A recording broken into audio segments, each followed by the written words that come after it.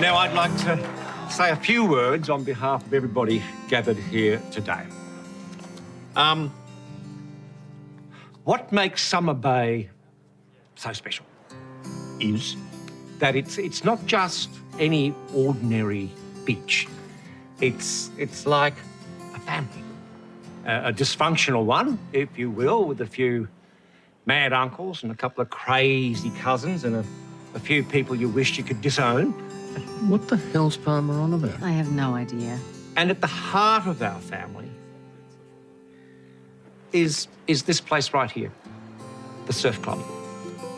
Honestly, if these walls could talk, what tales they could tell. Alf is the head of our family and community, a dignitary who has served this club tirelessly for decades, keeping our beaches safe, offering wise counsel when needed, sometimes when it isn't, and occasionally tough love. But above all of that, he's welcomed everyone who has walked through those doors with open arms. Unless, of course, you're a flaming galah. To the man of the hour, Alf Stewart, here's cheers and many thanks for the many decades of distinguished service to the Summer Bay Surf Life-Saving Club.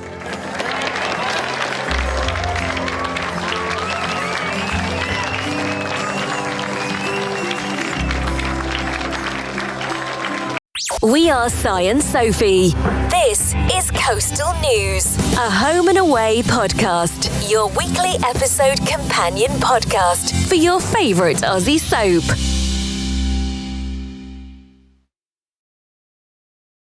Right, Sophie, when we started this podcast, you said you didn't want kids.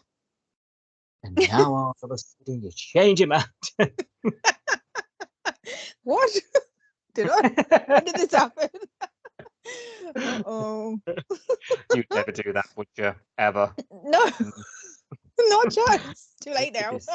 And stick to it. It's too late. Nature's already there. Yeah. Oh, God. We have got quite a lot of stuff to talk about when it comes to that, haven't we, I imagine? Yes. How the devil are you? Are you okay? I'm good. It's been the longest week of the year. It's been like a year in a whole week. It's just awful. It's like the 174th day of January today. How about you? I feel much of the same. I've had today's gone fast, but it's probably because I did everything but what I was supposed to be doing, to be honest. Fair enough. Yeah. But I've lived to tell the tale. We're here. Yes. Did you see any snow this week? I've got snow everywhere still. Yeah. Have you? No, not even a flake here. So Oh, no, it's been cold. It's been like minus whatever overnight, but and it's been frosty. But I wouldn't say we've had snow at all. oh, blimey, we've had quite a bit here. Oh, I've Yeah, seen like on Instagram people in Liverpool in that kind of area with a lot of snow. But no, nothing. I'm right in the middle, so we normally get. This accent, ladies and gents. Sorry, say that again. This is not a Scouse accent, ladies and gents. The I'm not in Liverpool.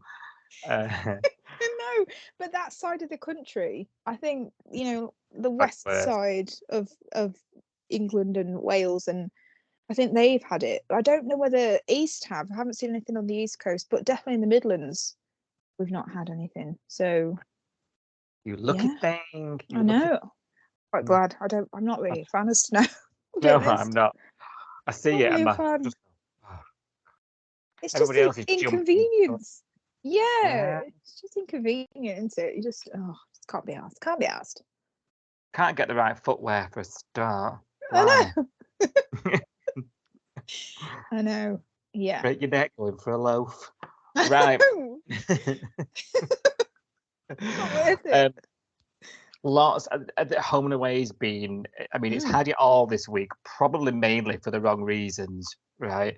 Yeah. I feel like and with the listeners, and we very famously do a tweet along, and we talk all week about the show as it goes out on air, don't we? And we've gone through the mill, us and the listeners this week. We've gone from like absolutely like what the hell is this crap to like courtroom drama to the favorite couple of the moment crumbling before our eyes, to lovable Alf and like, is he dying or something? Like all the emotions this week. Yeah. Like, what a week. It's been 197th day of the week in Summer Bay as well. So got a lot to put into this pod, haven't we? Been exhausting this week, actually, hasn't it? We've gone through like every emotion, I think, with the show. So yeah, definitely. Just to remind everybody, in case you missed it last time, or for some reason you dodged an episode, what were you thinking? We have our January giveaway celebrating the return of Coastal News, our 4th year on the airwaves. So you can win yourself your very own brand new design mug. All you've got to do is head to Twitter and retweet and like the tweet promoting it. You've got till the end of January, so just a couple or more weeks to go. We'll keep reminding you until then. Winners will be announced at the end of Jan. So make sure you're in it to win it. Many of you have won those before, and you do enjoy a good mug, as do we. Have you got your receptacle with you?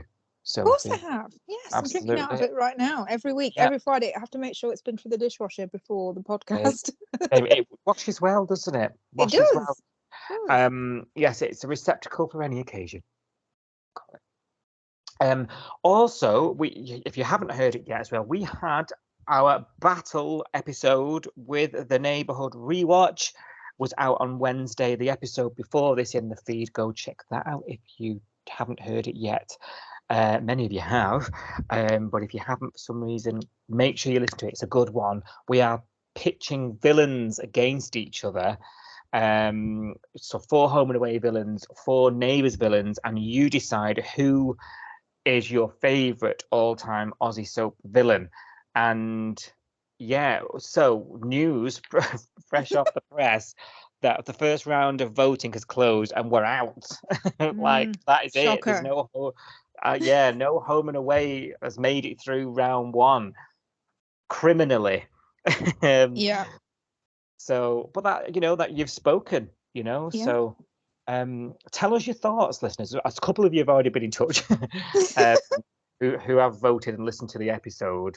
Tell us. And thank you for anybody that has voted, by the way. So we did get quite a lot of votes in round 1. It's just that the Neighbours fans have obviously come out in force, I think, and I think there are more of them than there are of us, aren't there? So yeah. But anybody that did vote for us, we gave it a fair shot. I think that's fair to say. We gave it our best shot in the first round, and if anybody listened to the episode already, thank you very much. Anybody that voted, thank you very much, and well done to the Neighbours guys. Yes, well done. You've now got to choose, if you do so wish, to carry on participating. We recommend not. Boring, move on. But yes, you can still vote. I think there's a couple of Robinsons in there, which is always bad news, isn't there? Is there in it? There's Izzy Hoyland, isn't there? And there's a Finn someone. Finn. Remember. Yeah. So yeah, listen to the episode anyway. It's good. It's a good trip down memory lane. We're chatting about the Summer Bay Stalker, Angie Russell, all the greats, Saul Bennett. So make sure you go in there. Even Charlotte King, if you're a newer viewer, if you're a younger viewer and you'll remember Charlotte King, go listen. It's a good trip down memory lane at the very least. And well done. And we'll see you on the next battle. It's in the works, isn't it? What's coming up next? So keep your eyes and ears peeled, and we'll keep turning up for Team Homers. Right, let's get back to this week on Home and Away. Are you ready for your headlines, Sophie? Yes, come on then, hit me. Alf is recognised for his long service award in a very plush affair at Summer Bay Surf Club. Justin finds his time in hospital to be rather suffocating as the male nurse reveals his murderous bedside manner. Tane learns of Felicity's lies and spends the night in the gym. Could this be the end of the road for Tonicity? And Irene gets her day in court. Please take the time to like, subscribe, and review Coastal News wherever you source your podcasts and ensure you never miss an episode. Right, should we start with Lyric in a minute-ish? Because I'm not sure I'll be able to stretch this to a minute this week. And I'm not sure, reading some of the comments we've had from listeners this week, whether people want to hear a minute worth of Lyric anymore. The amount of people I'm seeing now just saying, I give up. It's getting insane. So maybe we'll have to even rethink this. But there we go. Yeah. We'll stick with it for now. Do you know what, actually? There are a few people on Facebook that are still clinging on with the Lyric thing. I saw some comments today, which I'm not making it into Your Sound the Bay because I'm not covering Lyric. But there were some people that were saying, love this. And I was like, are you nuts? I found... There's one or two. They only appeared in one episode, didn't they? But I found it excruciating. Oh my god. Dear. You didn't miss much on Monday, put it that way. No. Have you got a stopwatch ready? Of course, I'm always ready. Always. Right, are you ready? Yeah, go. 3, 2, 1. John isn't happy that Lyric are back together. He's not the only one, is he? We've just been saying. Don't worry about your fans, he says. Worry about your neighbours, as they're making a racket in the back garden, filming some other YouTube video come performance, which wasn't very good, I will say. He even tells them to go and get real jobs. Lol. They don't seem to be getting any traction online, so why not? All these videos are getting only a couple of 100 likes. They were getting thousands before. They've lost the momentum, and we all know you've got to be consistent in this game to get momentum. She mentions, she being the cat's mother, Kirby, that Forrest has got a lot of contacts and they could use them to spread the word, but she doesn't want to. Oh dear, that's overstepping the line. 2 minutes back together, there's already a disagreement. Remy says use it. She says don't want to. It's cheating. They're arguing. He questions Kirby's commitment to the band. I mean, she just gave up a 3-album deal with a major record label, millions of dollars for an unsigned skint backwater band. That's a minute. Well done. You pretty much did all of it. I don't think there was a huge amount apart from the vote on what they should do, was there? Yeah, another band vote. God, boring. That's second worst to a band meeting about a band vote. Good grief. Right, let's go on. Let's move on. Alf, he's also trying to leave town, that is. And Maz summons Rue over, doesn't she? She's, to the diner. She's like, oh my God, he wants to go. He's going to leave town and I can't keep him here. And they're trying to keep him. There's this whole sort of event that everyone's been organising, this presentation for Alf's long service to the community happening the very next day at the surf club. And yeah, he's going to go back to Merimbula. So, because, his work here is done for 3 days. He's opened the caravan park again, hasn't he? That was mentioned in passing. So I'm going to go with that's now open again. Yeah, opened it and then left 2 people to run it. One of whom is still recovering from being blown up, and one who works in the diner full time. Yeah, and said that she didn't have enough time to be there because she had so many shifts at the diner. Yeah, because Leah's at the bedside of Justin. It's what? I'm confused. None of it makes any sense. I mean, we're going to have to assume it's out of season. No one's there. Yeah, I think so. Because I don't think anything's actually moved on. Because he closed the caravan park, didn't he? Because of all those reasons before he went away last time. Now he's come back and he's going away again, so he's not here to help out. And all the other reasons why the caravan park was closed before are still there. Yeah. I don't really get what. I don't really get it. Yeah. But they must need the income, so I guess it's a grab your own towel and grab your own key situation. Has been for a while now. Has been for a while. Yeah. BYOT on the booking. No, it's so annoying. Nobody gets lidded anymore. Anyway, right. So they're in the diner. Alf's there, and he's like, "I'm going," and Marilyn's like, "Just to stay. We're not quite right together yet. We what if you go and it all kicks off again, and we're not really comfortable. We're still working on things." And then Rue does a Yui, just a Rue turn, as we now dubbed it. Yeah. And she says, "No, you go. Don't worry about it." And Maz is like, "What the hell? Trying to keep him here." And as he leaves to go to his car, she lifts up the keys. She's like, "I've spent my whole life pulling the wool over his eyes." So then Alf is sent on a right old trip, retracing his steps, looking for his car keys because he can't go anywhere without his car. So, and all along, Rue's got them, obviously. John gets roped into it, doesn't he, at some point? Because they're all trying to scurry behind without him seeing to set the surf club up, keep him away from there. Even Marley, bless him, has him on his hands and knees in the car park looking for these keys. And there ends up being this weird... I'm just sitting there thinking it's doomed, this presentation. Yeah, it didn't look like it was going to go well, did it, at this point? Martha can't make it. She's got flu. How convenient! How convenient! Hopefully it's renal failure, but there we go. You were saying last week, weren't you? She's supposed to be coming out. I was like, how are they gonna worm her out of that? There you go. Oh God, yeah. She does miraculously recover from this flu the next day. 24-hour flu, yeah. Marley, bless him, because he's in the car park with Alf. Alf's going flaming mad, and he realizes Rue's got his keys, doesn't he? He's talking it all out. He's realizing Rue's done something. Something's going on. They're all up to something. So he marches back to the diner, gets his keys, and then storms off. And Marley is just sort of sent after him to deal with it. How on earth do you stop Al from doing what he wants to do? You cannot stop Mr. Stewart, can you? You know what I mean? Can't stop him. No, you can't. Did feel for Marley here. I really did. This was a mission that nobody would have been able. I don't know how you would coax him round, especially when he's in that kind of a strop. There's no talking to him. He's got such a thick head when he's like, he's on one, isn't he? Yeah, absolutely. He did what I think we'd all have to do and say, look, they're planning an event for you. You need to promise me you're going to put your best shocked face on and pretend I've not told you. You can't go anywhere. They're already doing a party for you. So obviously then off he goes into the surf club where everyone's surprised. Oh, I'm so shocked.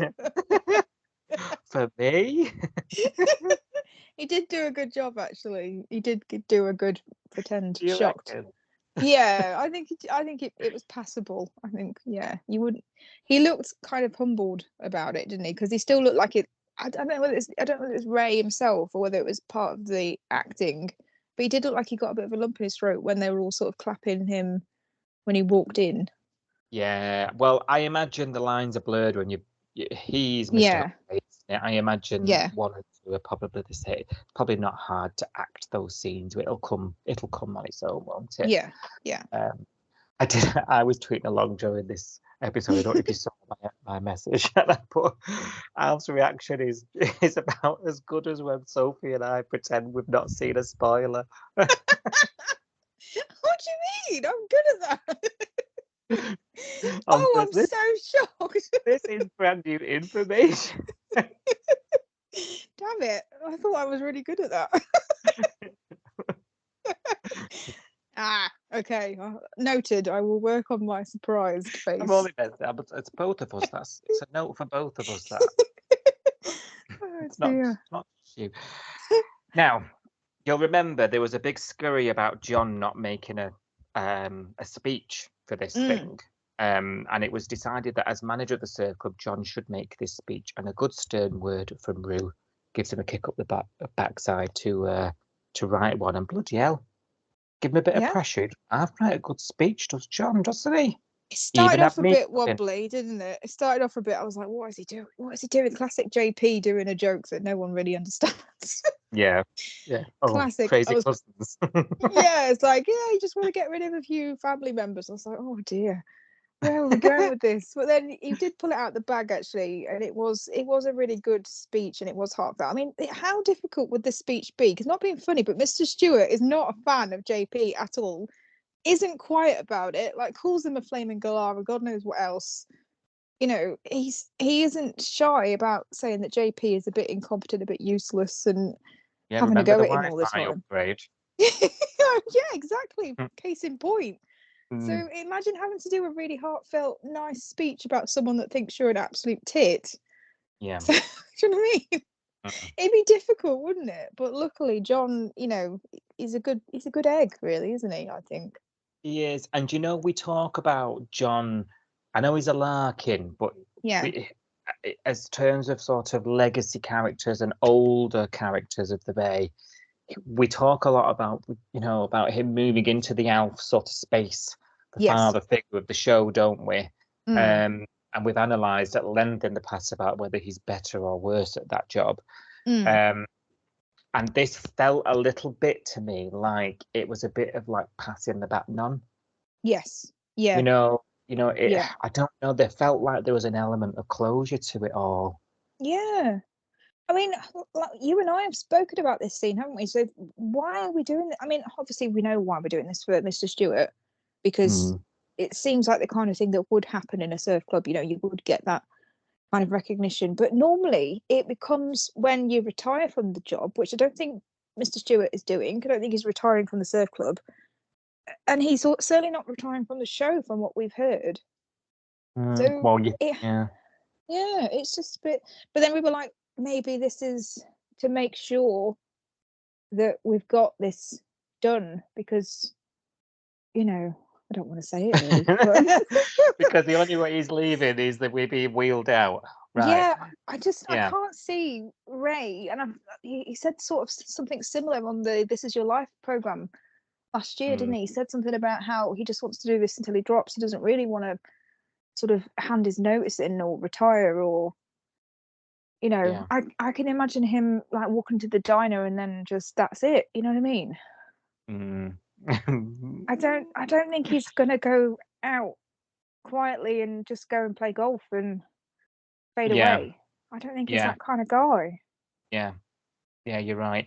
If that is the case, and it seems likely, we've now got something of an exit for Alf without him leaving just yet.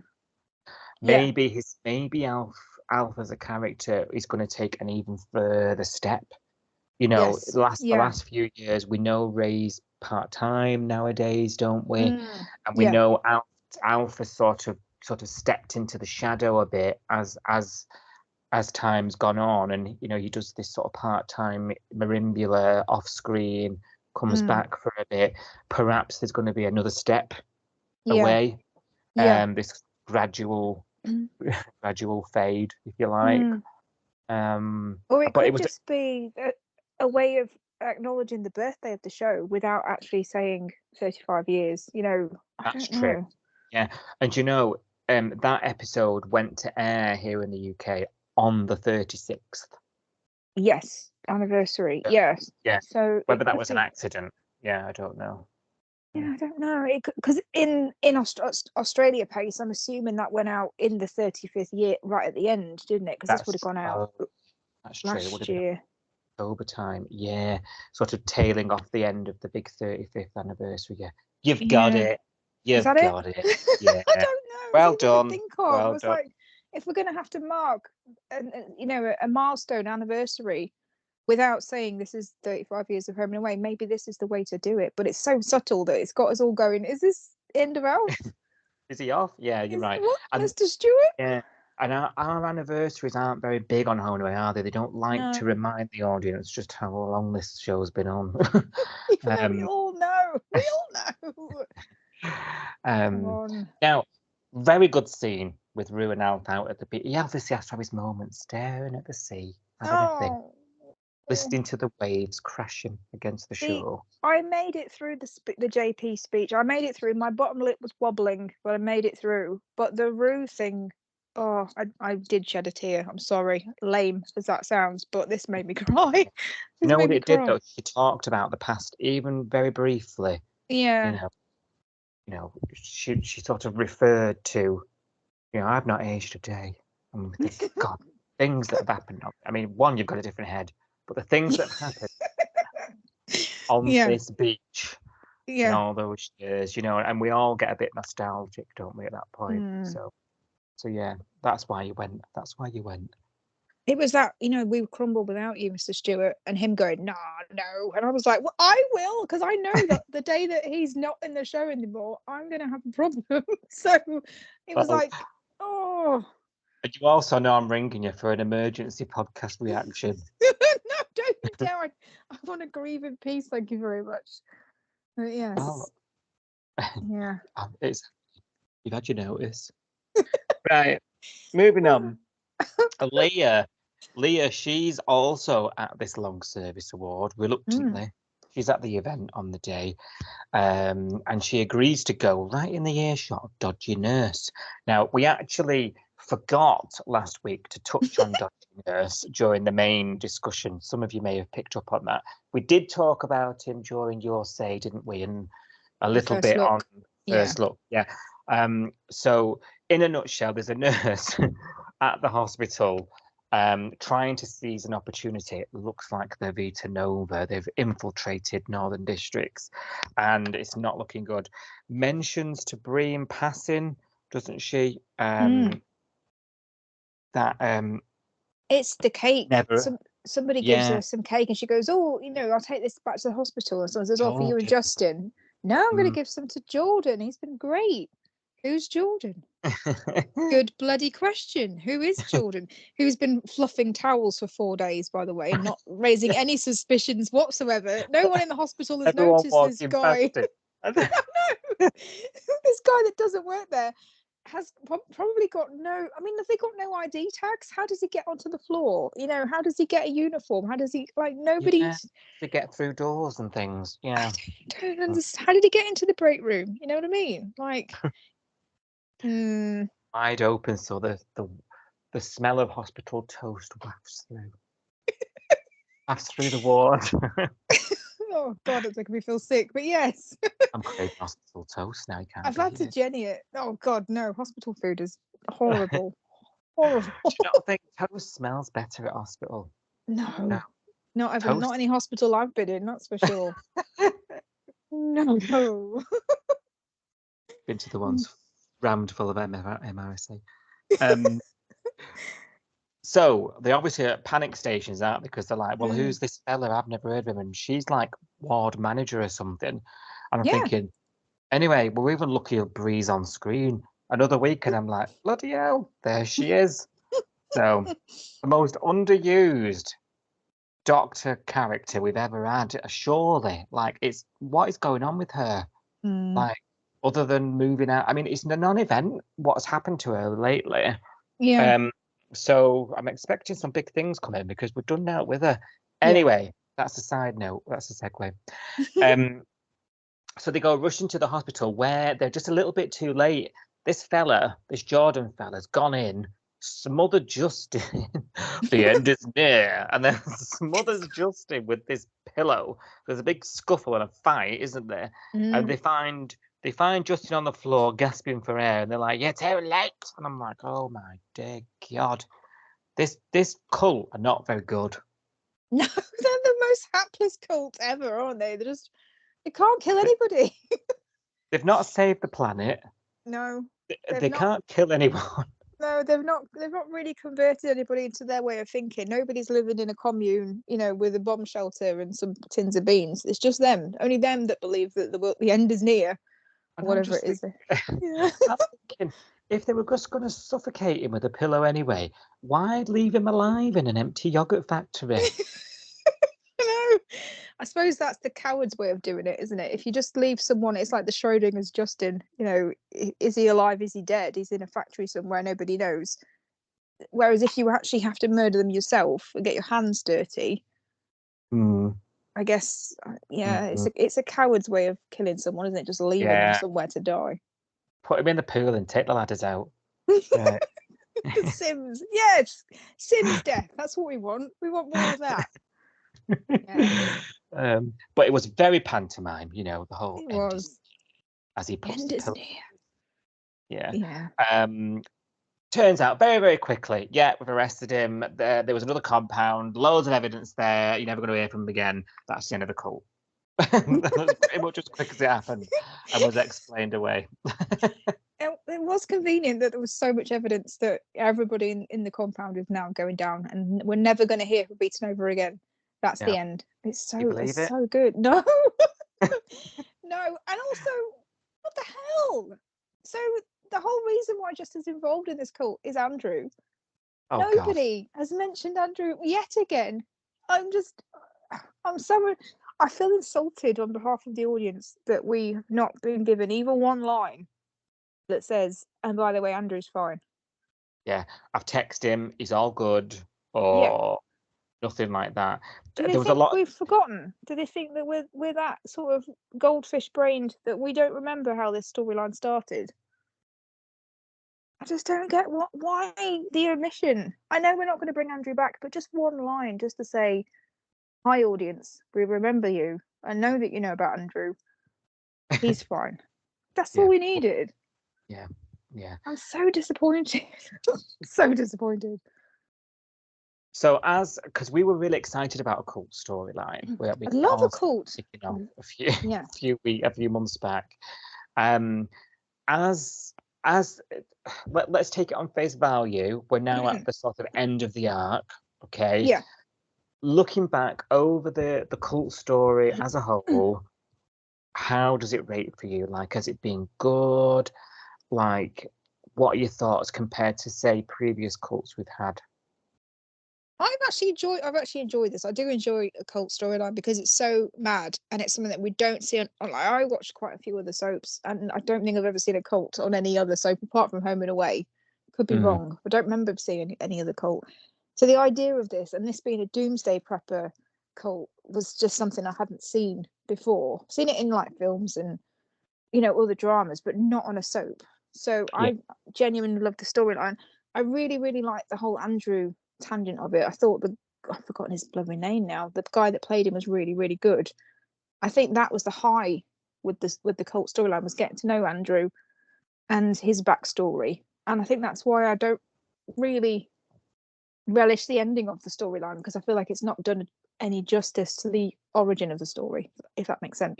Yeah, sort of lost its way. Yeah. How do you feel? Very similar, actually. I agree. The highlight, because Andrew was such a complex character, played delicately by the actor. The young actor was absolutely superb. His name also escapes me, and I was frantically looking while you were talking then, but I've not got enough. Can't remember it. Yeah. We will credit you. We'll look it up later and credit you in the show notes or something.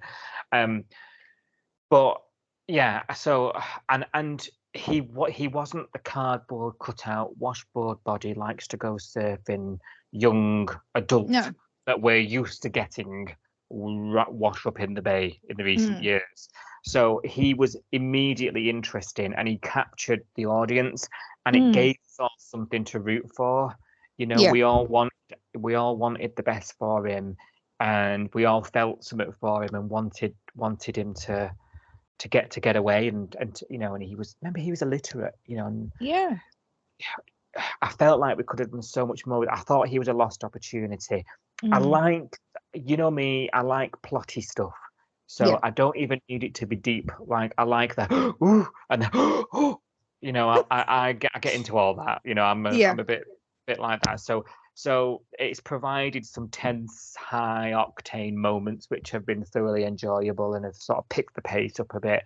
I've liked it, even up to Leah having yet another kidnapping, which, by the way, I've seen early indications not all is well for Leah after this.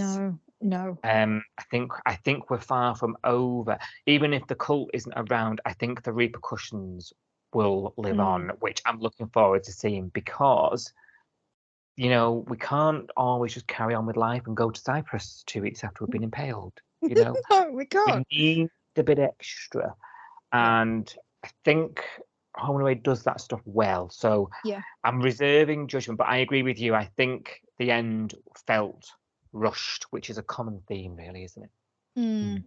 Yeah, it's a shame, like you say. The Andrew stuff was really good. And it's not very often that you get a new character, and I think it was unanimous. I mean, you'll say on the Bay for weeks I was reading out loads of praise for Andrew and the actor that played him. And there's been other characters that have come in from Cold that haven't had that reaction. It's quite unusual for people to almost unanimously like somebody that's brand new.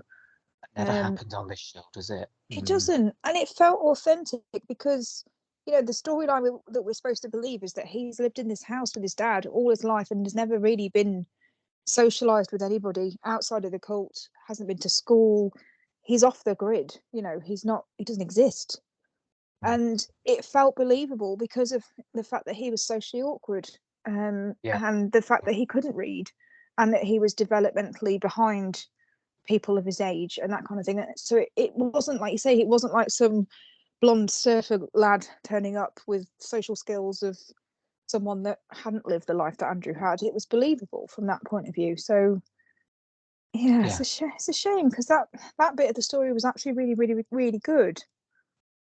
Yeah. And the end for me was a bit flat, I guess, in comparison. Yeah. Let's see what the next cult brings. Yeah, bring on the next cult. Yes, I'm always here for a cult. Yes, if we are to believe this is over, that is, you know, caveat everything.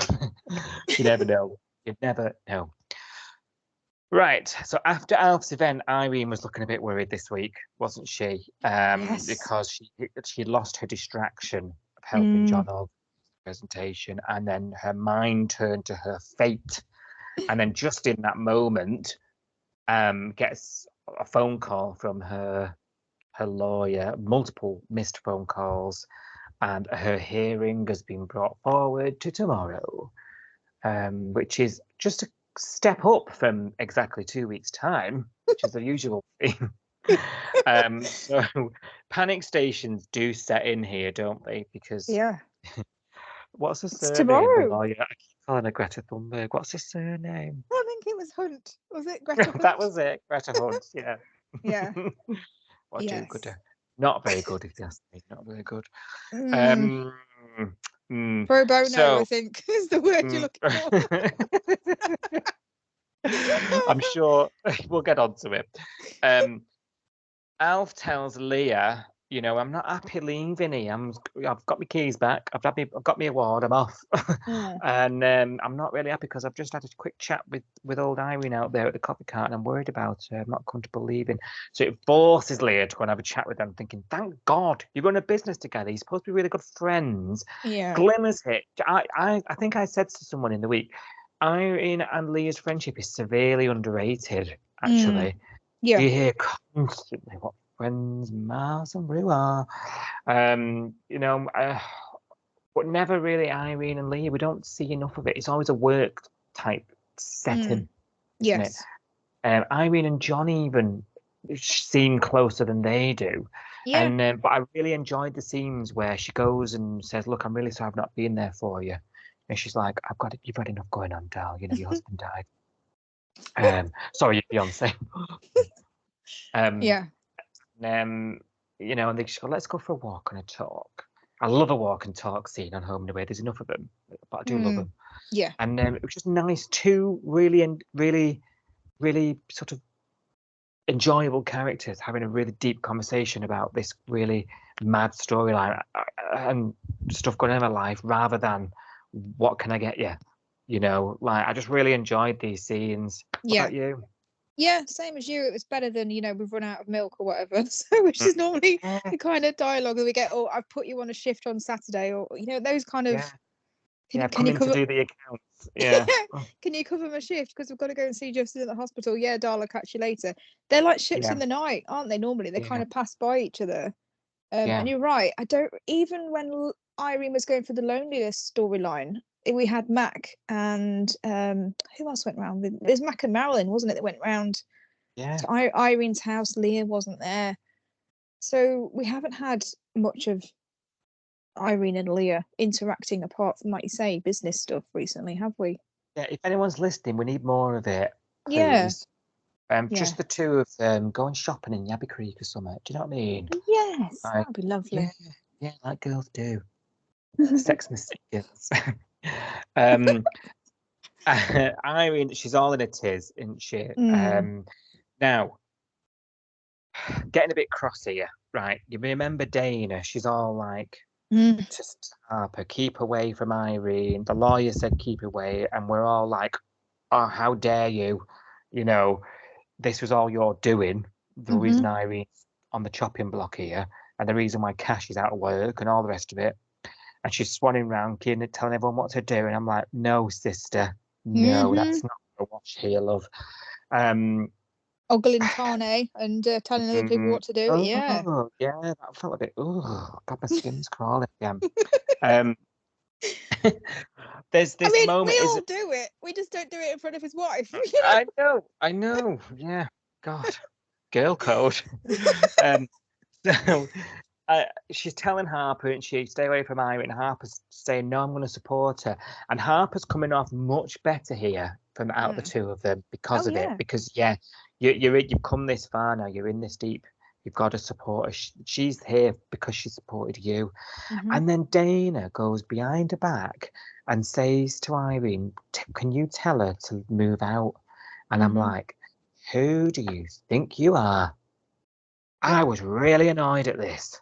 I was fuming because I think the reason why I was so cross, I can see it from both sides. So I can see why she's trying to protect her sister. She's worried that her sister, by association with Irene, is going to get an even longer sentence or an even harsher sentence because, you know, the association is there. I get that. And I get that she wants her sister to listen to the lawyer that they're paying for, etc., etc. But I think the thing that wound me up was Dana didn't offer to step in. Dana's scot-free. Dana's got no consequences. She can hang out with Irene. Yeah. She can hang out with Irene all day, all night. It won't impact her life whatsoever. So why didn't she say, look, I will come with you to court. I will do this. I will do that. Let's leave Harper out of it. You know, she's not took any responsibility. Oh, I'm really getting ticked off with her because she's not growing. She's not growing as a character. She's getting more annoying. Yeah. She's not learned from this life lesson that she's just this huge life lesson. She nearly died. She nearly got injected. She got injected by bent copper and nearly died. And everybody else is now suffering the consequences of all of this because she dated a wrong un. And she kept wanting to phone this guy. You know, she's she's not learned her lesson. I'm so cross. No, same. Absolutely fuming at her. Yeah. I think I tweeted the word bitch actually. Cheeky cow. Like just offer to take the burden of something off Irene. So offer to do something. I'll do that, Irene. I'll come with you to court. I'll come with you to the lawyer. But let's leave Harper out of it, and I'll step up for you, and I'll be there for you because you saved my life. Because if Irene hadn't took her in, if Irene hadn't intervened, and if they hadn't all managed to convince Cash and everyone else that this was going on, this cop would have killed Dana. She'd be dead right now. I know. She owes them a lot. She really does. She does. Yeah, absolutely fuming at these scenes. I really was. And then Irene blooming obliges and tells Slinger Rook, and I'm thinking, this is an old lady you're putting through it. Not being rude. Not being rude, but this is stressful. It's stressful enough. You know what I mean? Thinking this is bang out of order. Harper sees right through it though, doesn't she? She knows. I liked this because I thought, oh God, here we go. We're going to have 2 days of her going, oh no, I want to be there for you, Irene. And really go, no, you don't, love. Da, da, da. I'm really glad this was resolved really quickly. She knows her sister. She knows what she's like. And she went, you're saying the words, but they're coming out of her mouth because this is all my sister and this is what she's put you up to. And I thought, oh, thank God. Yeah. She knows her. She knows her sister. At least that's what I think. Harper, I'm warming to Harper now. Yeah, I was the other way at the beginning, but now I'm flipping, you know. She switched on Harper. Her. Yeah, there's something about her. She's more interesting than Dana, I think. I mean, did you see that lecture that Dana gave her about getting a job? I'm thinking. I know. Yeah. I'm sorry. Dana, what the hell? She'd have a job if she weren't helping you. I know. She lost it. She's got a freaking criminal charge hanging over her head. She's waiting to go to prison. What's she going to say? Oh, yeah, 4 weeks' notice, no problem. But by the way, I might be in prison in 2 weeks' time. Come on! I'm sorry. What was that? DBS check? Yeah, I was going to say, the references aren't going to check out. And it's whose fault is it? Sorry, who? This is what it boils down to. I don't feel like Dana is accepting any responsibility here. No. And for some reason, she seems to have detached what Irene's done from what happened to her. Yeah. And her actions, and the two are very much correlated. Like Irene would not be in the shit if Dana had not turned up and lived in her spare room, or failed to live in her spare room, because let's be honest, Dana, the minute the cops turned up and tried to arrest Harper, Dana came running out of the bedroom, knowing full well that she dropped Irene and Harper straight in it. This is all her fault. Yep. Yeah, absolutely. Court day does arrive, and Rena down there, doesn't she? And they turn up anyway against advice, and suddenly Dana's now decided she's on board. Yeah. Like fighting a losing battle. John Blinner made it just in time. He had to find out from somebody else. So she ends up with all this support, and Irene didn't want to worry anyone, didn't want to be a burden, and get inside and kick someone's ass. So, court, and we're inside the court, which is very exciting. We saw a courtroom. This was exciting. Reenie wobbling like a leaf was getting me all shook, though. I was like, oh no, I don't like. Lynn does this really good, scared, shaky. I don't know what it is that she does, but she looks absolutely bloody terrified, and I just want to hug her. But it makes me so sad. It makes me so sad to see her like that. You know, when she was in the court and she was like really terrified. She plays that really well, doesn't she? She does that shaking like a leaf thing. Well, that's I don't think she does the tremor, but on purpose. Sure, she. Oh no! Don't tell me she's got an illness or something. I'm going to feel really bad now. Yeah, she's spoken about it before. Oh no! Yeah, she has a tremor. Yeah. Oh bless her. Work it, girl. It worked in your favour. You've had us all. Made me really sad. It's made me even more sad now. I know it's real. Yeah, it's real. It's real, but it is good. It is good. It is good. And when she's, she's like, Miss Roberts, can I call you Irene? Well, that's the name, darling. I know. And then she looks at the judge and he's like stony faced. And I was like, you bastard, just smile. She's trying to be a like making herself like a granny who bakes cookies or something. I'm not a criminal harbouring granny. I know. Bless her.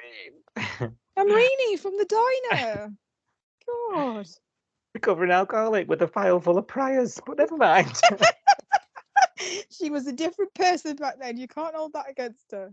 People can reform, Well, not according to the prosecution, because that's all they're going at. That's their angle. Don't let this woman's dangerous. 7 years, Sophie. 7 years. 7 years. I mean, that's just. You just can't fathom it, can you? You can't fathom that Irene. She just wouldn't last 7 years in prison, would she? Let's face it.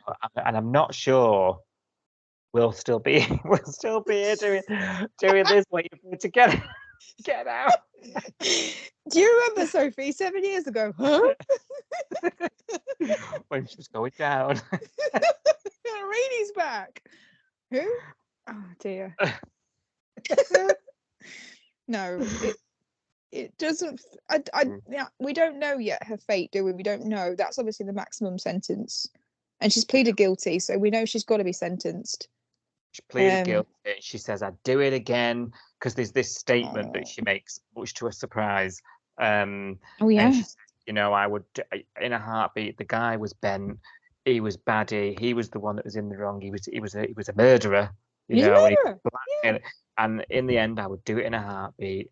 And so we are then on the cliffhanger of the weekend to find out on Monday what Irene's fate is. Now, we were chatting earlier. You've got a couple of issues about.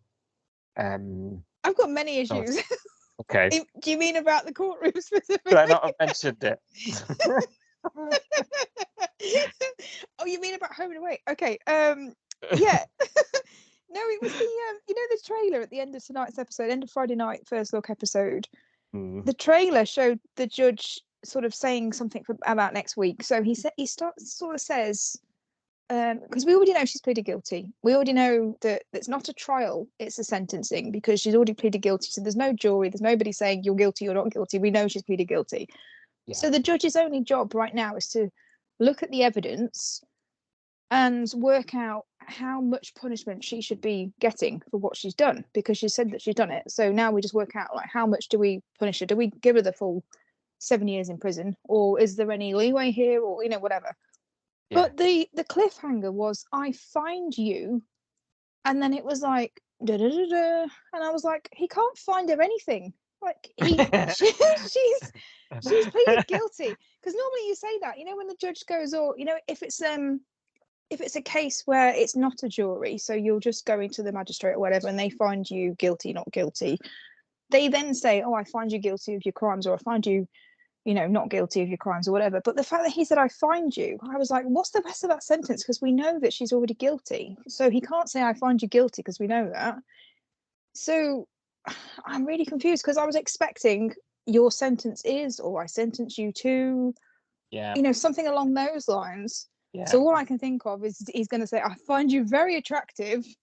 I've noticed you around.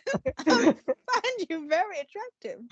Would you go to bed with me? I think it's got to be that, hasn't it? It's because I don't know. I don't know where he's going with that line. I was like, he finds a what? He finds a what? I don't get it. Am I overthinking this? I am overthinking this. No, you're right. You're right. She's pleaded guilty. She's there for sentencing. What discuss? You're and right. He finds her very attractive. So I don't get it. I hope it is that. I hope he gets his saxophone out. Yeah, I'm into that. That's been my earworm all day since I said that to you this morning. I've cursed myself. Oh, that'll be me now all weekend as well. Thank you. Yeah, and everyone else listen to this. Sorry. If you don't know Touch and Go on to Spotify right now. It's called Would You? Or check out our Instagram stories on Sunday morning. Oh dear. Oh dear. What do you think's going to happen? What do you think's Reenie's going to?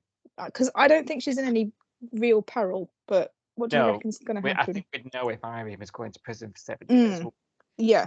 So I think he's going to say, given the extenuating circumstances, sentence you to court-induced therapy, where you'll only attend one session, walk around a garden, and maybe you'll have to pick up some litter once. Equine therapy. Equine therapy could be one. Yeah, it worked for Bella. Maybe there'll be a court-induced, bolting of her bedroom door so she can't hide anyone in there. I find you a new house to live in that has less bedrooms.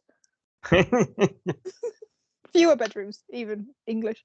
Yeah. Yes. And also dinner, 7 o'clock. Dinner.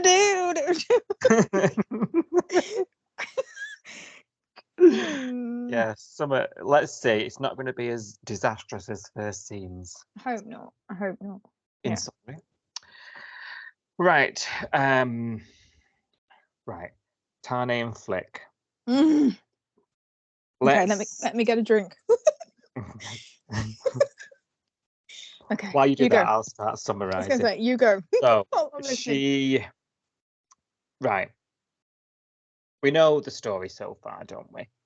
They've been trying for a baby. She's been secretly taking pills. You'll remember Mac discovered this in the stockroom at Salts last week.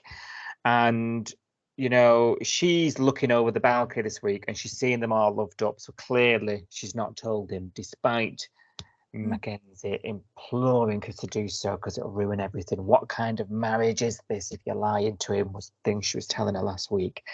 And despite everything, this is getting more and more uncomfortable, but also I can't look away at the same time. I can't, to me, I'm really interested. Tane, he's starting to cotton on. I argued last week at length that I think he has cottoned on, but he's in denial. And now I think it's got to a stage where he can't ignore it. And Felicity won't tell him. She's saying everything's fine. She's being very, very obvious that things are not fine. So he goes and asks Mac outright. And she's obviously and rightly very, very shirty, like, you need to ask her. And he's like, you need to tell me now. I'm going to find out anyway. And she's like, it's not for me to tell you. So right away, there's something to tell. So Tane he's fed up with the lies, and I can't blame him. This isn't just the first lie this woman has ever told him. Do you know what I mean? Everything about their marriage, their relationship has been effort from the very beginning. It's not a very effortless love story, this, is it? No. Maybe that's why we're all into it, and invested. Who knows? So he goes home and he asks her, like, what's going on? What's in the handbag? And of course, her contraception pills are in there. So we have this, what felt like, it must have been like a 60-second scene, but it felt like 5 minutes. I'm thinking, empty the fucking handbag, because this is honestly, this was so painful. The pills drop out, and he's like, tell me you're not taking these. And she's all, I can explain. And he flips, doesn't he, Soph? Yes. Yeah. Oh, and poor Cash gets in the way, doesn't he? Well, he's there's a bit of a to-do in the garden. He storms off. He says, I'm done. I am done. Like, this is it now. I don't want to talk to you. And he storms off. He wrongly, in the heat of the moment or whatever, assumes Cash knows because it's her brother, and right hooks him on the front lawn. I loved, I must say. I do think Cash sometimes does need a good whack, even though he's done nothing wrong. I actually felt really bad for him, and I did go, oh, at this point. There's me texted you, love it. No, you're going, that was great. And I was like, oh, no. Like, he didn't, did he? Cash has done some, some dodgy things in his job, but he didn't deserve a punch in the face, and especially not for something he had absolutely nothing to do with. So yeah, this did shock me. Yeah, he didn't deserve it, and actually, Tane shouldn't have done it. It was wrong, but I did enjoy it. It was wrong, and I'm just glad that he didn't. It wasn't aimed at Flick, if you know what I mean. Like, we weren't going down a violence towards. Because the handbag scene made me feel uncomfortable enough. I'll be honest.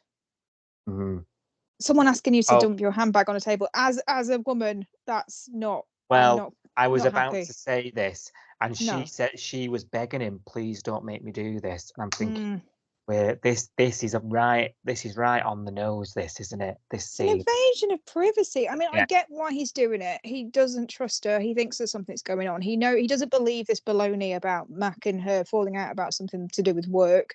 Which is right. He's right about that, isn't he?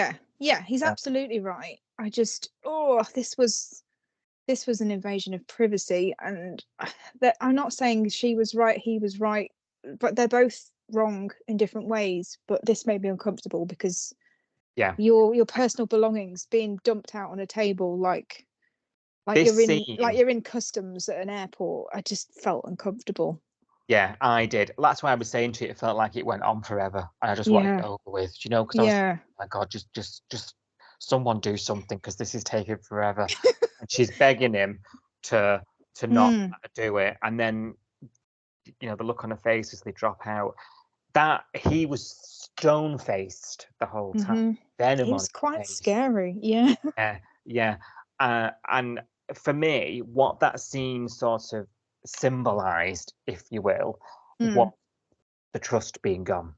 Yes, absolutely. Yeah, that's what that scene was about, wasn't it? It was Tane's line. Tane can't trust her. Yeah. And it's out of character, as is the punch. When he punches on the way out, he punches Cash. That's out of Tane's character. Yeah, I think it is. I think a lot of what he's been going through. Yeah. The last couple of weeks, I think we could argue that Tane's not been acting himself, really. The way that he's being portrayed at the moment, I wouldn't say was classic Tane. Yeah. Would you? No, it's not at all. He's completely different person. He's off to the gym, isn't he? He's taken himself away, and he is so. I'm trying to sort of capture how disappointed, how angry he is. I'm trying to search for words here to try and capture it, and I don't think I can. Like, I think a lot of the performance from Ethan as Tane, a lot of what was conveyed, words weren't used. Like, no, it was his face. It was his face, the way he moved around the set.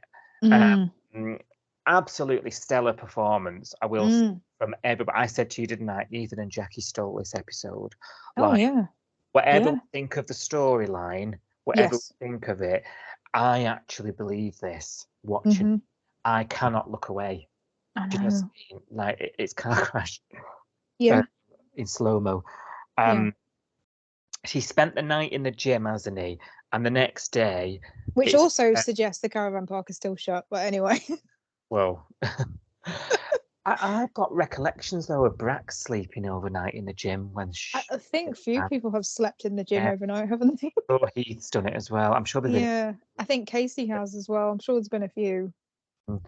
It seems to be the place for a gym owner to go. Well, there's towels and a shower. True. Yeah. Lie down on the bench press. Yeah, why not? Yeah, it's more than the caravan park's got. Anyway, the next day, like, Felicity's like, he didn't come home. You know, I need to speak to you. She's trying to ring him. Cash has gone over, and there was a bit of an apology about the punch.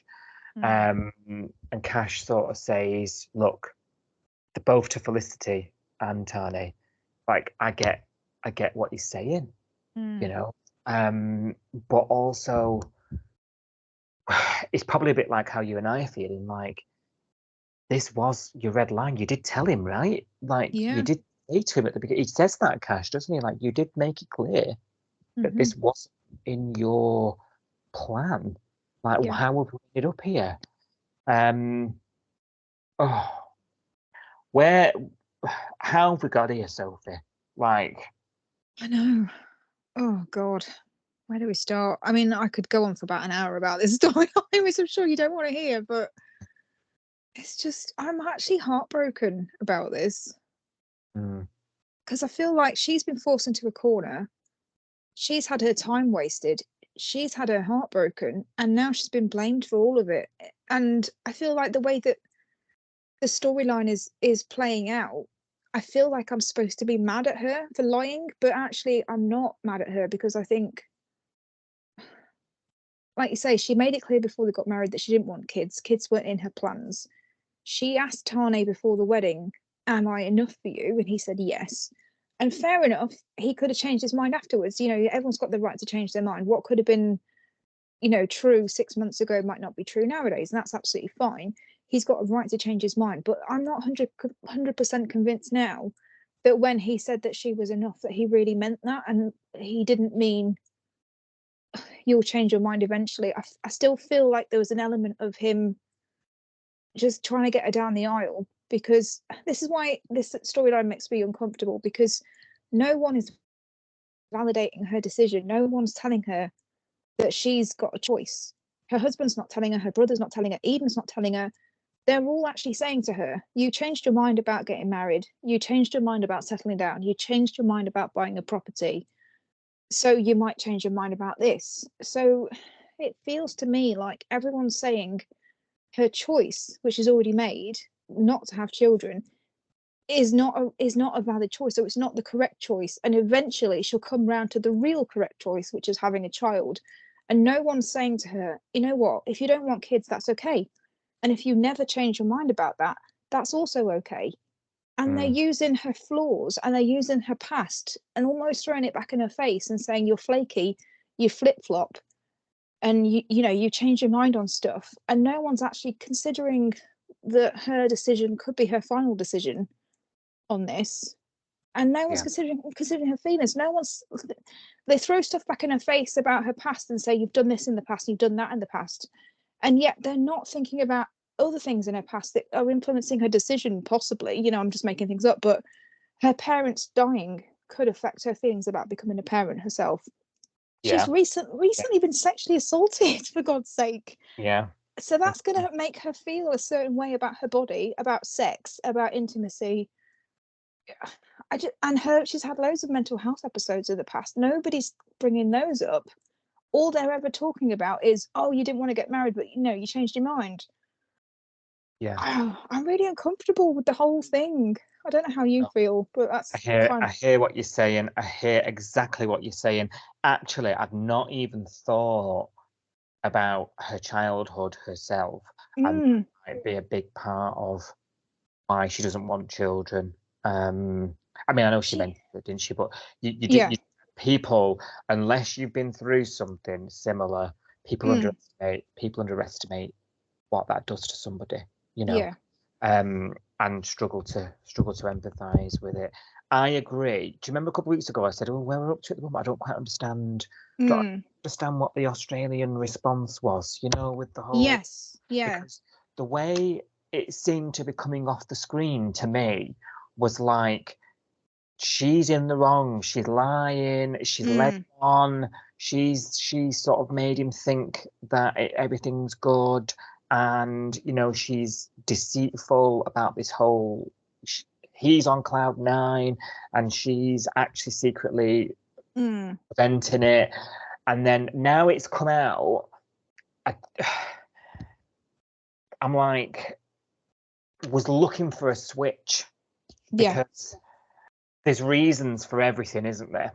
And reasons why people do everything. And maybe it's because we've not really seen much conversation between the two of them. They've not really spoke it out yet, and laid all the cards on the table since it's come out, and whether, and we can compare that to when they both laid them out before the marriage, and see where they both, what the lay of the land is. Maybe it's because I need something like that, perhaps. But I'm sitting here, same as you, absolutely, I'm behind the cushion, thinking, oh my God, like, it seems like I'm supposed to be hating on her. Like, she's been found out and he's distraught. He's sleeping on the gym floor. He looks scruffy. He's lost everything. He's moving out of his home. He can't speak to her. He's having to get and Cash is like, I'm picking up things for him, and she's like, I'm thinking, at what point are we gonna consider that? Yeah, she did something wrong, which, by the way, she said, look, I did something wrong. Like, I hold my hands up, like, I should have spoke to you. I felt like I couldn't. She even says to Eden, when Eden takes her for a walk, like, I felt pressured. Yeah. Like, at what point is this going to flip? I think it needs to. I've been a bit on the fence. I've been a bit sort of splintered area up until this point. And I'm like, I can tell I'm being told to feel one-sided when that doesn't sit right with my morals. Explain that very well. I feel the same as you. I feel like I'm supposed to be cross at her. I'm supposed to say, oh, she's a liar, and oh, how dare she do this to him, and oh, how dare she string him along, and everything else. Look, that's what we're supposed to think. But in the moment you might think that, but we watch this obsessively. We know her back history, we know everything that's gone on. So it's the bigger picture is that she's been upfront about this before. She's tried to tell him several times, I don't want kids. He's gone, yeah, fine. She almost didn't get married when this was brought up before, because she was like, you want kids and I don't. Am I enough for you? And she went ahead with the marriage because he said, yeah, you are. And now, okay, he's changed his mind. He's allowed to do that. But he's done it in a way where he's just gone in a massive grump. And he's just been like, if kids aren't in my future, then I don't see a future for us. And now she's like, oh my God, I'm going to lose my husband, who I love, if I don't have a kid with him. Like, and that's in her mind. And as wrong as it might be, in her mind, she's thinking, if I don't have a kid with him, I'm going to lose him, which is just horrendous, isn't it? It's just an awful thing, because she doesn't want that. But No. I think the worst thing is that nobody is validating her decision. Everyone's just going, oh, silly flick. She changes her mind. She'll change her mind about having a kid. And nobody's actually said to her, you don't have to change your mind, Flick. Like, this is a valid decision. If you don't want kids, you don't want kids. You don't have to have them.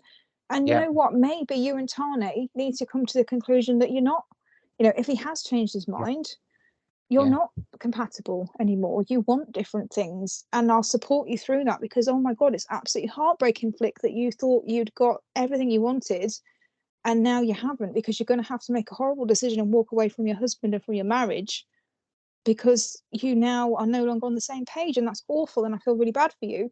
No one's doing that. Everyone's just going, oh, but you'll change your mind. You'll change your mind. You're silly little Flick that's flaky and flip-floppy. And I'm like, I'm so uncomfortable. I'm so uncomfortable. And it's almost, it's like women only considered, successful in life if they have children. Yeah, like, which really doesn't sit right with me. No. Like, Yeah. is this the only path? Like, marriage followed by children? Like, yeah. She's not a walking womb. It's just so, I find this personally very, very uncomfortable. Very brave that they've tackled this, but I think the way that they've tackled it is it's falling short a little bit for me, because there isn't that voice. There is, Eden did a little bit today in the first look on Friday episode by saying, I get it, like, you felt pressure, didn't you?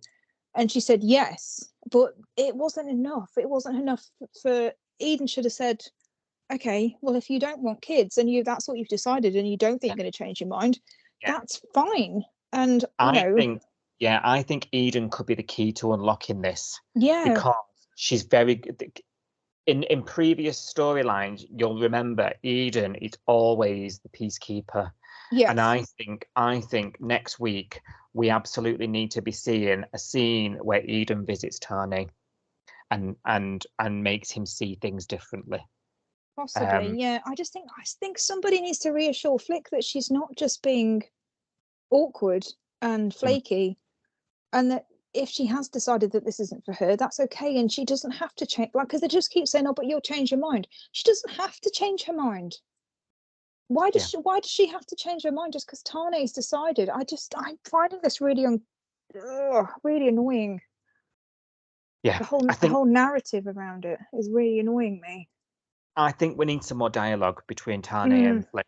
And I'm holding out hope that, because this week it's coming off really, really bad. Yes. And I'm hoping next week, because the way soaps are told, especially with the block storytelling, like, we're going to be hung with this now for days. Yes. The thing is with these stories on soap, you tell them over a longer chunk of time, don't you? So I'm hoping that side of it is pieced together. But I think Eden, for me, needs I think she could be the bit. She's the one that Felicity can talk to, because Tane certainly won't do it at the minute. No. And then if Eden is then the messenger, if you like, the go-between. Yeah. That could open the dialogue for them to really have a conversation that, quite frankly, they should have had before they put a ring on it properly. Yeah. Properly. Because at the end of the day, Tane's moved on her. He has. I mean? And also, stuff's happened since they got married. So she's, I know they don't want to say rape on Home and Away, but she's been raped. Yeah. That's happened since they got married. That's going to make her think differently about sex, about her body, about pregnancy, about men, all of that, all the above. We've glossed over that on the show. She had a couple of weeks where she had a bit of a bit of a mental wobble. She was obsessed with catching the guy. And then the minute she caught the guy, she was like, right, let's go and have sex. Let's go and just rip the Band-Aid off. And it was just like, oh, that felt wrong. Yeah, well, I remember sitting on here and talking about that with you. It wasn't too long ago, when we were both a bit like, that seems a little strange. It's really strange. They've not done this delicately enough, I don't think. No, but I will say I'm gripped. Oh yeah, absolutely. But I think I'm gripped because of the fact that Jackie and Ethan are so good, and I think they can pull this. Like you say, they don't even need dialogue. They don't even need a script, because the way that they just look at each other, the way that they react, their facial expressions, the way they carry themselves, they could pull anything off. And I think that that's down to the actors. Yeah, the Making, chemistry off the scale. yeah, absolutely. Like, can you imagine Marley and Rose going through the storyline? We wouldn't care, would we? No, we wouldn't care. We'd just be like, oh yeah, she doesn't want a baby. Who cares? Whatever. Yeah. Yeah. But it's them two. It's the chemistry. It's the way they are the characters. The way that they bring them to life. I think that's why we're invested in them, isn't it?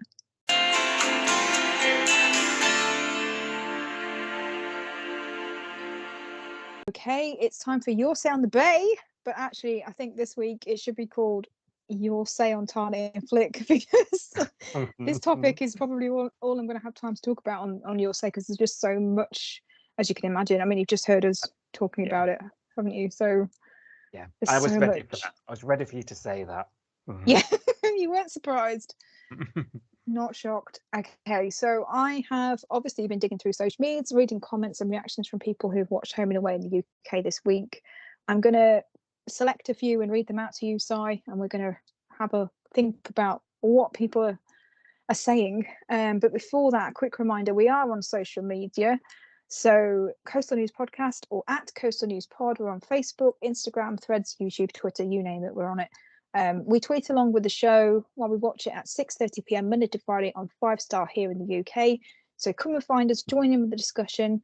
Let us know your thoughts on what's happening on the show, and we might just read your comment out on Your Say on the Bay. So, as I said before, Flick and Tane, they are dominating all of the discussion really online. I must say though, I am glad it's probably going to be about this, because I'm really intrigued. Really intrigued. Fascinating. Going down. Yeah, last week really, really interested me. So I'm interested to see whether there's a shift, or after seeing more of the story, what people are saying. It's quite fascinating. So, first of all, we're going to talk about Mac and Mac's involvement in the storyline. So, I'll be honest, all the sort of discussion that I've seen about Mac and Mac's involvement in this has all been telling Mac to butt out. I've not seen anybody saying, yeah, go on, Mac, you should get in there and tell him or get involved or whatever. So everybody's saying Mac's got nothing to do with this and she needs to just step away. So I'll read you some of these comments out first. So Sophie on Facebook said, I don't blame Mac for wanting to tell him. Her and Tane go way back. It can make a person feel guilty for knowing something and keeping quiet. Before anyone says anything, though, I'm aware that it's a soap. So I feel you, Sophie. I feel like that sometimes, when you get too invested in something and everyone's just like, oh, bloody hell, it's not real. I know. Well, look at us, 3 hours a week on here. Yeah. I know. So that's what Sophie thinks. She's like, I can't blame her, having that guilt of having that secret and it being your friend and not being funny, but Tane's asking her outright. He's going, what's going on, Mac? Tell me what's going on. She's, even if she wanted to stay out of it, she's already in it, isn't she? So yeah, she was in a rock and a hard place, wasn't she? Yeah. Not everyone sort of agrees with that though. So Louise on Facebook says Mac needs to keep out of everyone's business, and Nicola agrees. She says Mac needs to mind her own business. Lots of comments like this. I do. Yeah. She didn't drop her in it though. I think Mac did what she could made the best of the situation. She didn't actually tell Tane what happened, did she? It did come from Flick. It came from that scene where she emptied her handbag on the table. She's saying, ask your wife. I don't think she could have done anything differently, do you? No, I think if she wasn't so friendly with Tane, it would have been easier for her to be like, your business, but I think you're doing, I think you're wrong. But I think because she's also got alliance with Tane and his feelings, and they work in the same building, they must see each other all the time. Yes, absolutely. Yeah. I'd be like ducking and diving away from him all the time. You know what I mean? It must be difficult. So I'm not really sure she could have done much different to what she did, really. But I do sort of agree with the sentiment that really she said a piece, leave her to do it. Leave her to it. Yeah, absolutely. There's loads of comments like that. So Alma says, can't stand Felicity. She shouldn't have lied, but I think Mac should stay out of it. Heather says it's none of Mac's business. Lorraine says she needs to keep her nose out of other people's business. Mac needs to mind her own beeswax. That's from Caroline. Ellen gets a bit more sort of heated. She says, I do hate people who interfere in other people's lives. Mind your own business, Mac. It's got nothing to do with you. So Ellen's quite confident that it's none of Mac's business. Other people are seeing it the other way. They're saying Tane's not right to confront Mac. So Helen said that on Facebook, said, I think it's wrong of Tane to ask Mac. It's not up to her to sort out their lives. And Charmaine says, ask your wife. It's quite clear. Ask your wife, 3 Charlie. words. Yeah. Ask your Well, wife. he did. He did eventually, but he did try to go through. Because to be fair, he did try starting with Felicity, didn't he? And he got nowhere. So then he went to Mac and said, you need to tell me what's going on. So yeah. I can see why Mac got involved.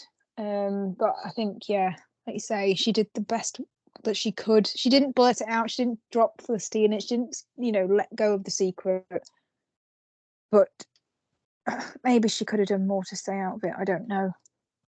So certainly some people think she could have. So in terms of who is in the wrong in terms of Flick and Tane, then, wow, there's a lot of differing opinions, as you can imagine. So I've put these into 3 different categories. So category number 1, Tane is more in the wrong because he pressured Flick into starting a family. Right, okay. Category 2 is Flick is more in the wrong because she lied. Mm. And then category 3 is they're both to blame. This is a effing mess. Right. So shall I read you some comments from each category, and then you can, because Yeah. I want to be balanced and let everyone have their say. You have been busy. Right, I have. I've actually quite enjoyed this. It's been like reading a diary. It's like, oh yeah, tell me your thoughts. Tell me your inner secrets. Some people have been quite oversharing on Facebook. Actually, I've not shared some of those comments, but there's a Home and Away UK Facebook page that gets some interesting comments, but I haven't included some of the more personal, this happened to me kind of comments. I've tried to, the ones about the soap I've included.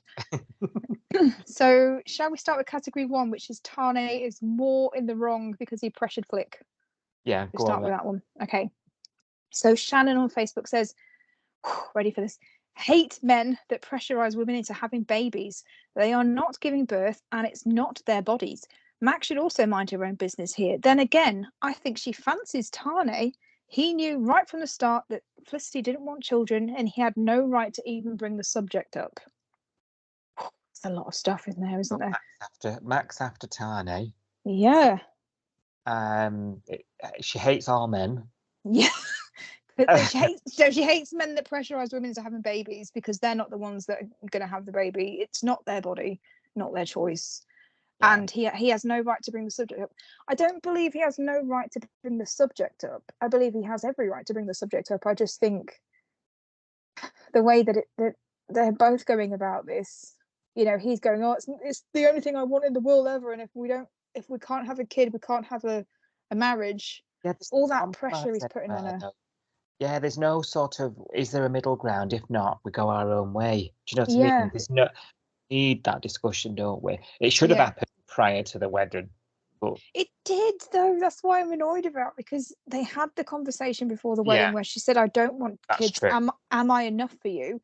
What we haven't had is a conversation since then where he said, I've changed my mind, and they've compromised, or they've, he's gone, I've changed my mind, and if we can't have kids, then I think that's the end for us. And she's gone, oh crap, I can't have this be the end for us. I'll tell him we'll have a baby.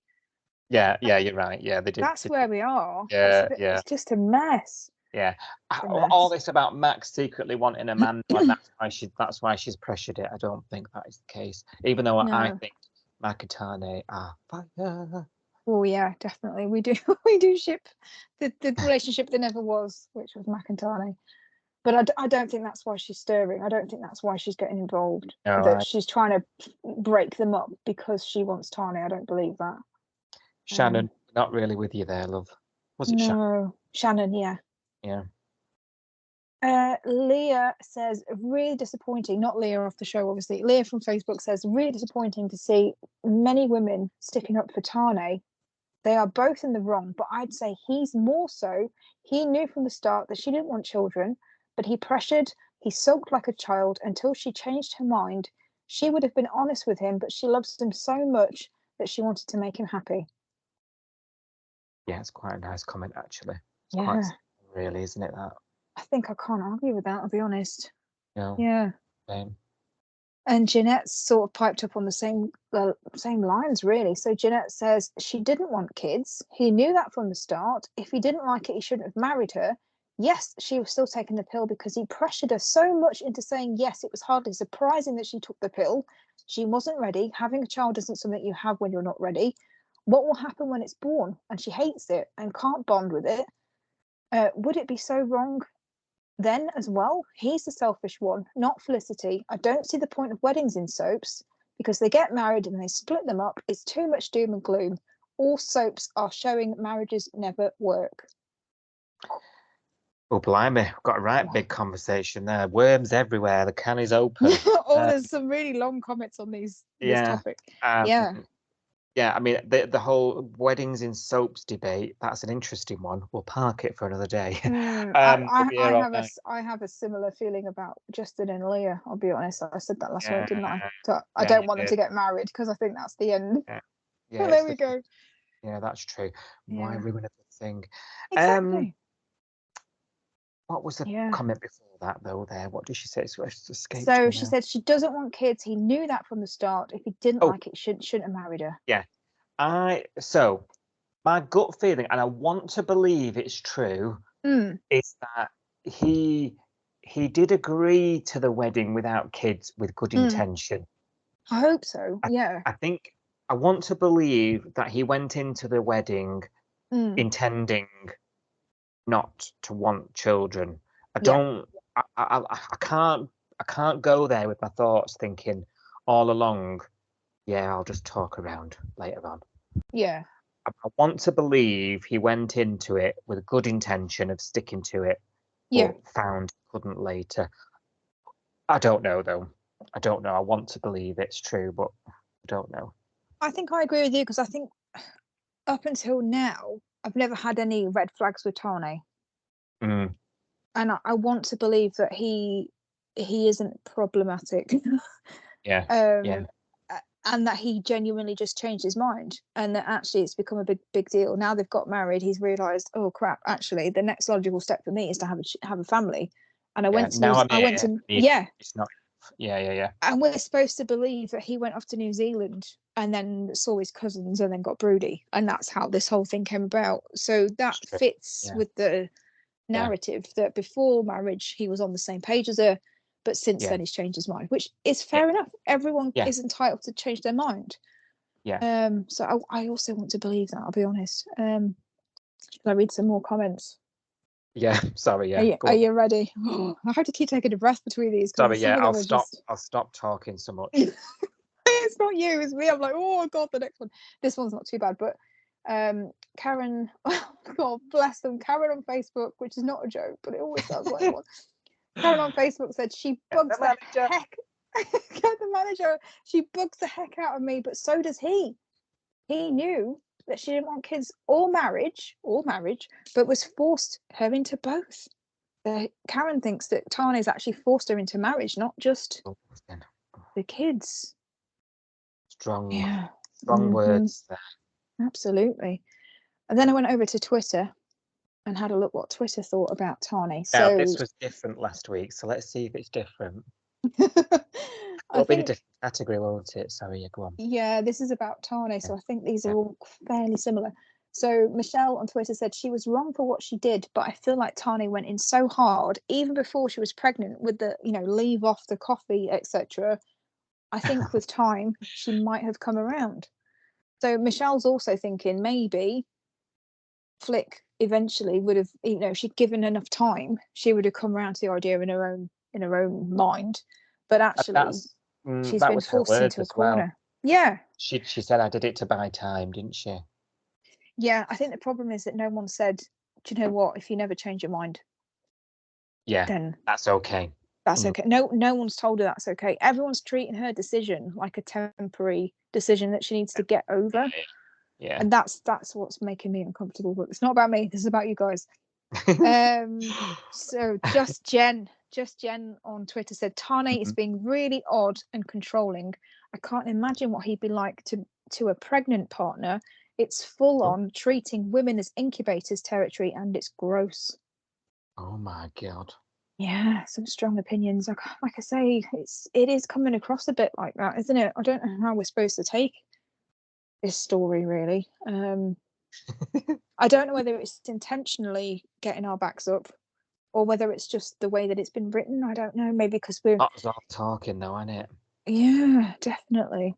Nina on Twitter says Flick isn't ready to have a baby. Seems like they don't care about her feelings. They're not being understanding at all. Poor Flick. Mm-hmm. I did, haven't And we? then the last comment on Tane. This is the section of Tane is most wrong.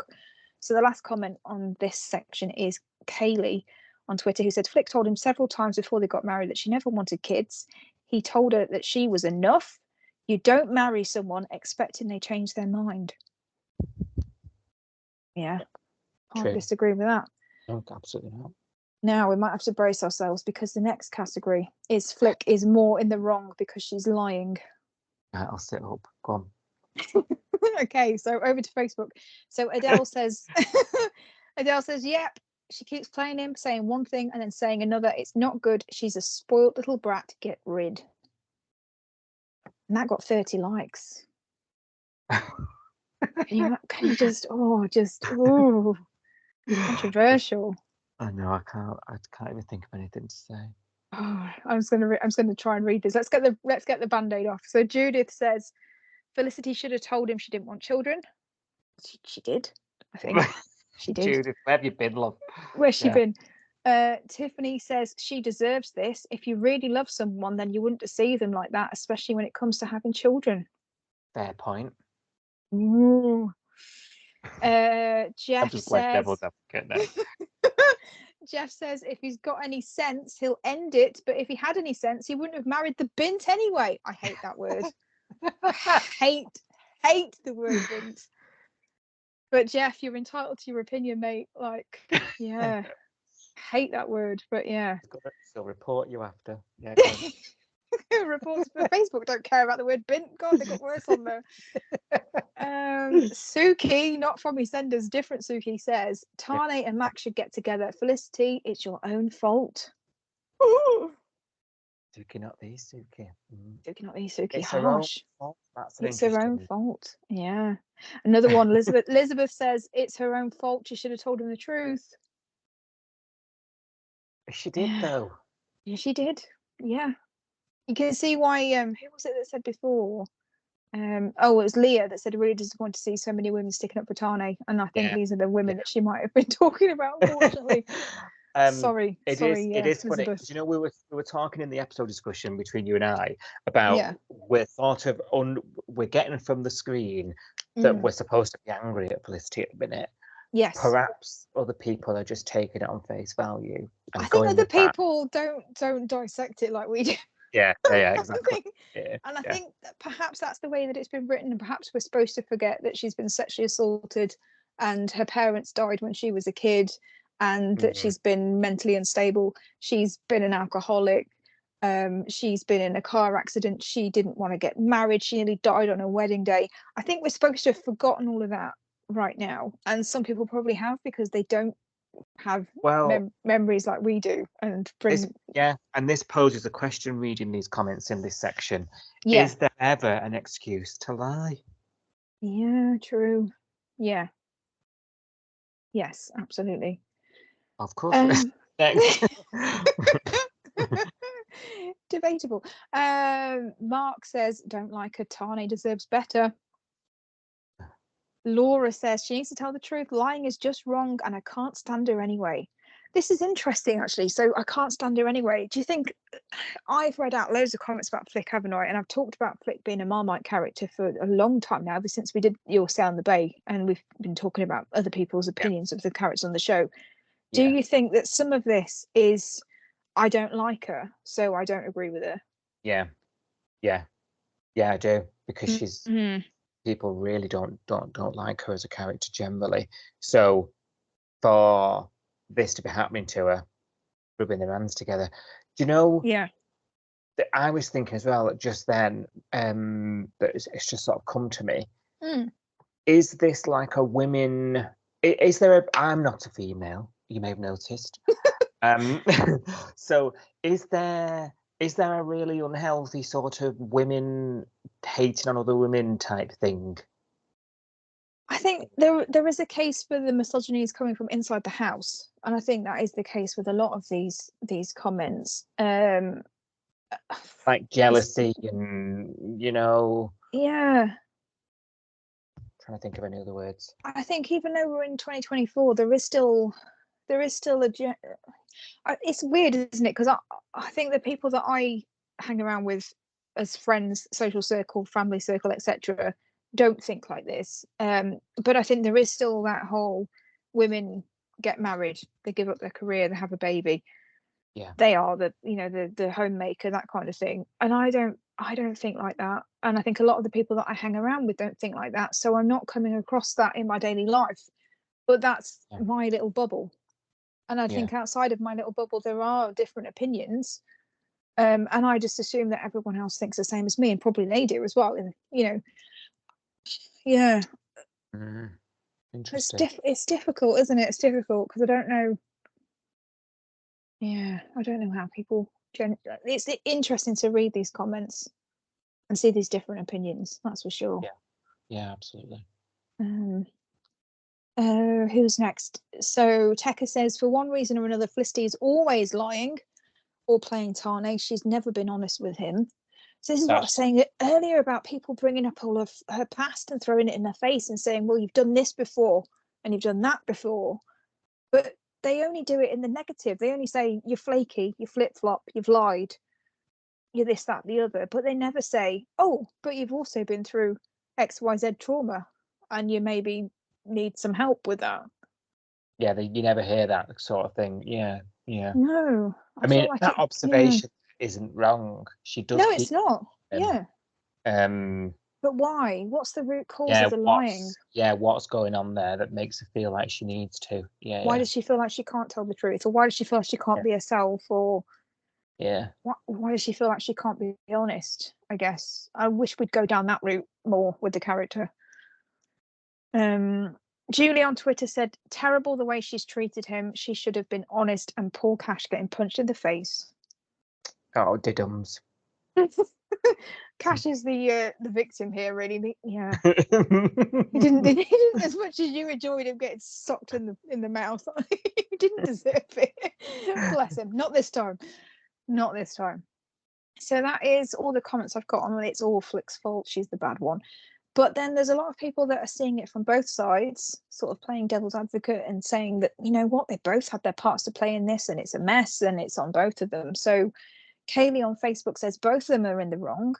Flick shouldn't have said yes to kids and then kept taking the pill. But Tane shouldn't have kept pressuring her into having kids when she told him long before they were married that she doesn't want kids and it's her body. Very balanced argument there, Kaylee. Kind of what we've been saying, isn't it, really? Yeah. I don't think either of them are coming across very well. But yeah, you can kind of see it from both sides. Joyce says Mac should have kept her nose out of it. Tane pressured Felicity from the beginning. He knew that she didn't want children and she shouldn't have lied to him, just stuck to her guns and told him no, he can't really love her. Just saw him. Oh, I'm not going to read that bit out because that's a spoiler on Ozpace. Yeah, so sorry, just ignore that bit, that last line.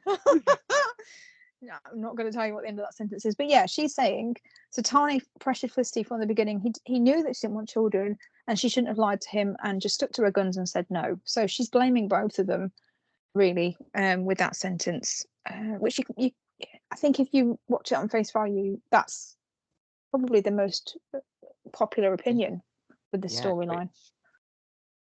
Which is promising because it means you can see it from all for what it is. Whether that's right or not, I don't know. Every time I say something, I talk myself out of it with this storyline. It's difficult, isn't it? Because I think a lot of it we're filling in the blanks of things that we're not seeing, and it's not being discussed on the show. And Yeah. it's hard not to bring your own opinion into this and your own experience and circumstance. It's hard not to try and put yourself in their shoes, and then from your point of view try and work out how you would feel, because you raise a good point there, because you and I are both childless here. child free, thank you very much. Child free. And it's a choice, not a list. Child free. So we draw on our own, whether subconsciously or not, we're both on the same page in terms of our own personal, and I think so. there's nobody here sort of going, oh, I would be desperate for children. Got to remember that, haven't we? Would we be talking something completely different if someone here was like, oh my God, like, I'm so desperate for children, me. Yeah, and my partner doesn't want them. Maybe I'm in a relationship with a man and I'm desperate to have a child, and he doesn't want to have one. And the fact that Tane is so desperate to be a dad, that's all I want in my whole life. And I'm jealous that Flick has got that and she's not taking advantage of it. I could totally see that argument. Yeah. That'd be horrendous. If all you want is a child and you haven't got a partner that's supportive of that, and then you see Tane that just desperately wants to be a dad, and Flick just being like, oh no, I don't think I'm just going to keep taking the pill. That's heartbreaking in a different way for someone else in that situation, isn't it? Yeah, nobody is coming off this well, are they? No. Oh God. No, definitely not. Sharon on Facebook said it's a shame, but they're both kind of to blame, because he did pressure her a lot, to be fair. But she still carried on lying, carried on taking the pill. I do love Flick. I think she's a fantastic actress, one of the best on the soap, and I hope she doesn't leave the Bay. Just a thought, but I think Tane and Harper would be better together. Oh, yeah, there's quite a few comments like that Tane and X would be a better coupling. Oh, we're already and Mac. Somebody else, typical. Yeah. No, not even like the marriage certificate is barely dry. Do you know what I mean? The bed's not even cold. I know, right? Yeah. Tiffany says they're both in the wrong. She should have talked to Tane, and Tane should have listened. I like Tane so much, but the pressure he was putting her under was not fair, and her doing this to him shouldn't have happened. Again, see it from both sides. So very balanced. Sandra says they've both failed. I bet she will do what she always does and hit the bottle. That would be bad, isn't it? If she does go down that self-destructive route again after so much that she's bounced back from, it would be really sad for her to do that again, I think. She had like 2 gins out of the airing cupboard. What's everyone talking? She's an alcoholic, didn't you? She's an alcoholic. She works at a bar and she drinks every day, and apparently she's okay now. But she for 2 weeks she was a full alcoholic. Sharon does one line. Sharon says they both need their heads banging together. I don't think it's that simple. They do need to talk. Yeah, I think Eden's going to play a role here. That's my gut feeling. I don't know anything. My gut is, though, because Eden is so good at that when it comes to sorting out Felicity's messes. Yes. Yeah. It's either Eden or Mac, isn't it? Not that this is Felicity's mess. I know what you mean. Yes. Yeah, there needs to be someone impartial that can see it and say, you want this and he wants this and you're both right, but you can't carry on like this. Yeah, somebody to make them both see the other person's side. Yeah, and that the other person doesn't need to change their mind. So this is the thing I'm annoyed about. No one's saying to Tane, change your mind back, but everyone's saying to Flick, you should change your mind. You will change your mind. You changed your mind about other things, and you'll change your mind about this eventually. Yeah. That's why I'm uncomfortable, I think, is that no one's saying he shouldn't have changed his mind or that he should change it back, and everyone's saying that she should change her opinion. And I think it's just a bit one-sided at the moment, but we'll see what happens. Bluebell Ivy on Twitter said, in Felicity's defence, she told Tane from the beginning that she didn't want kids, and I know what she's doing is wrong, but Tane shouldn't have agreed in the first place that he was okay for them not to have kids. Felicity has too much trauma to work through from her childhood. Oh, Yeah, it's similar to what I that's said. The very first one that said it though, like you have. Yeah, Interesting.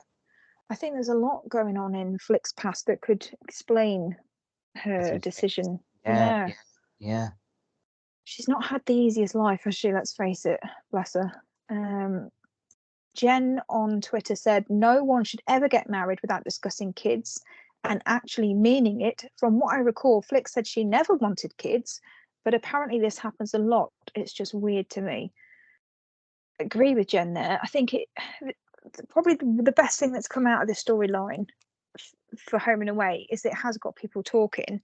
And this is an important conversation, isn't it? I don't even think it's a marriage conversation. I think it's just a start of a relationship. When the relationship starts to get serious, this is something that you should talk about. You should talk about the future, not just kids, but everything. Like, what are your plans? Anyone's time. Yeah. Do you want to get married? Do you want to have a house? Where do you want to live? Do you want children? You know, those big life decisions. If any of those are in massive contrast to the person that you're dating, that's when you need to start thinking, well, like, can I compromise on this? You know, if we get more serious, if we get married, etc., or is this something I'll never back down on? You know, I think it's important to have those discussions, and maybe that's the point of the storyline, is to get people thinking about these big decisions and big life choices, and maybe we should be on the same page before we get to the point that we're married, and 6 months into the marriage we're deciding one of us wants kids and one of us doesn't, because it is something that happens in real life, apparently. You know, so maybe the storyline is raising that issue, and maybe that's what this storyline is good for. Jessica on Twitter says, Felicity shouldn't have lied, but I noticed when she's asked Tane, what happens if I can't get pregnant? Will I be enough? He completely ignored her. I don't think there's any hope for them. Sadly, with all the lies, the trust is very broken right now, and it's such a shame. It's a right shame, isn't it? Yeah. That was a conversation this week, wasn't it? When she said, you know, what if I never get pregnant? And he just kind of didn't even answer her, did he? Yeah. And that's a very important question for her. And he's given her nothing. He's given her nothing. Oh, right old mess, as you say. Right old mess. No reassurance whatsoever.